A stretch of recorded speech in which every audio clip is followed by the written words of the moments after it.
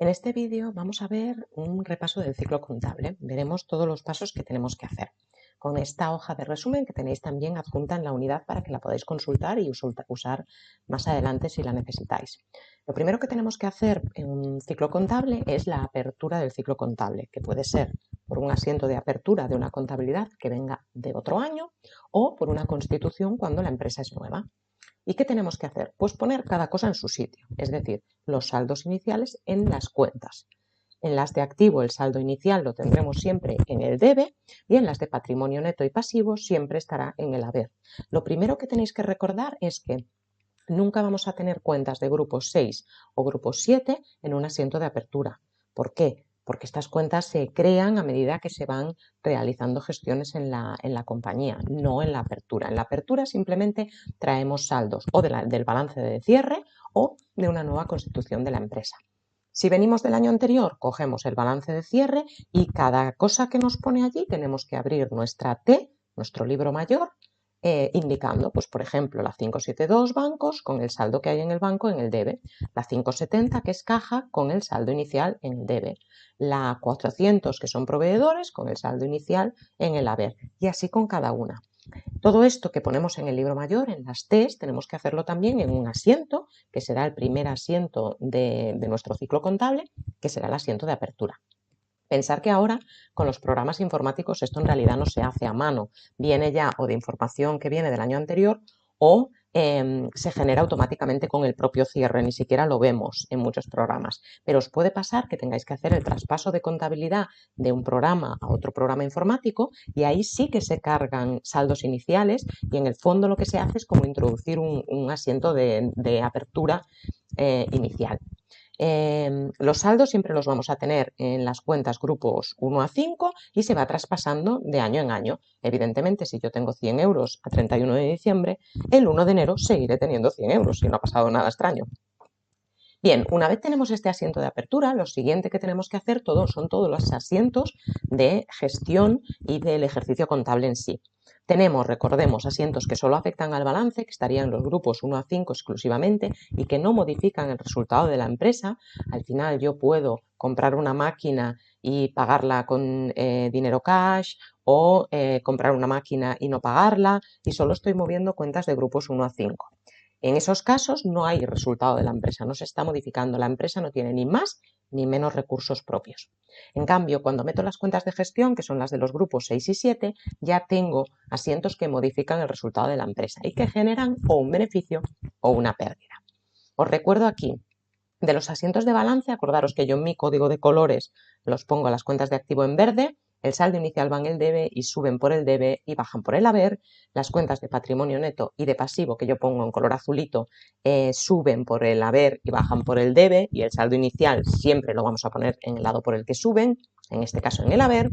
Y luego tenemos las cuentas de ventas e ingresos, que yo las pongo en color lila, que son las del grupo 7, que solo tienen movimientos en el haber. Recordemos que en el fondo es como una cuenta de patrimonio neto, con lo cual cuando yo digo que sube las ventas, estoy diciendo que sube mi patrimonio neto, ¿vale? Y en cambio, las compras y gastos, que yo las pongo en color rojo, grupo 6, solo tienen movimientos en el debe. Del mismo modo, es como si estuviera aquí metida en una cuenta de patrimonio neto. Cuando yo digo que suben mis gastos, hago apuntes aquí y estoy diciendo que mis recursos propios bajan, mi patrimonio neto baja. Importante, las compras de mercaderías, de materias primas, de repuestos, recambios, etcétera, siempre se contabilizan como gasto. Grupo 6.0, ¿vale? No se tocan durante el ejercicio las cuentas de existencias. A esto es a lo que se le llama inventario periódico y es el tipo de inventario que nos propone el Plan General Contable. Esto tenía mucho sentido cuando no teníamos ordenadores porque evidentemente era imposible gestionar todas las fichas de inventario que se llevaban en papel con fichitas, trasladarlas a la contabilidad. Y en realidad en contabilidad a mí me da un poco igual lo que haya en el almacén. Eso le tiene que preocupar a la gente de almacén, a la gente de compras y a la gente de ventas. Pero a nivel de contabilidad me da igual, entre comillas, pero no me preocupa mucho. Con lo cual, yo puedo llevar un sistema de control de inventario con un tipo de programa que no traslade todos y cada uno de los movimientos que hay en el stock de un almacén, que no me los traslade a la contabilidad, ¿vale? Ese sería un registro que se llevaría a nivel de almacenes, las unidades que entran, las que salen, si hay una merma, si hay un robo, si hay un deterioro, todo eso se llevaría a nivel de un programa diferente, como un Excel o otro tipo de programa, a nivel de almacén. Y una vez al año, como mínimo, se podría hacer más frecuentemente, se realizaría un conteo y ese importe es el que se traslada a la contabilidad. Y así sabemos que a cierre tenemos el valor correcto. Y solo es en el cierre cuando se tocan las cuentas del grupo 3 de existencias. El resto del año todo se contabiliza como gasto. En realidad, cada vez que compramos mercancías estamos diciendo es como si las consumiéramos del todo. Porque lo que es la compra de mercancías es un punto intermedio entre un gasto, como sería la luz, que yo no la puedo almacenar, la estoy usando y ya se está consumiendo, y un activo fijo, que yo lo compro y me dura muchos años. Las existencias quedan en un punto intermedio. Entonces, la forma de tratarlo a nivel de simplificar la contabilidad es yo lo contabilizo como gasto, lo meto en una cuenta 600 o una 60 y a partir de ahí, a final de año, hago una regularización y contabilizo realmente el valor final que tienen esas existencias con las normas de valoración que estén determinadas en cada caso. Y recordar también que siempre la empresa puede comprar 3 cosas muy simples. La primera, activo no corriente, es decir, la empresa compra cosas del grupo 2. Esto siempre se lo vamos a comprar a un proveedor de inmovilizado, que son las cuentas 523 si es corto plazo o 173 si es largo plazo. En muchos programas informáticos esta diferenciación no se hace, pero el plan contable lo diferencia y deberíamos ubicarlo en sitio diferente. Estas cuentas, si os fijáis, son cuentas como de finanzas, no son cuentas relacionadas con la actividad principal de la empresa.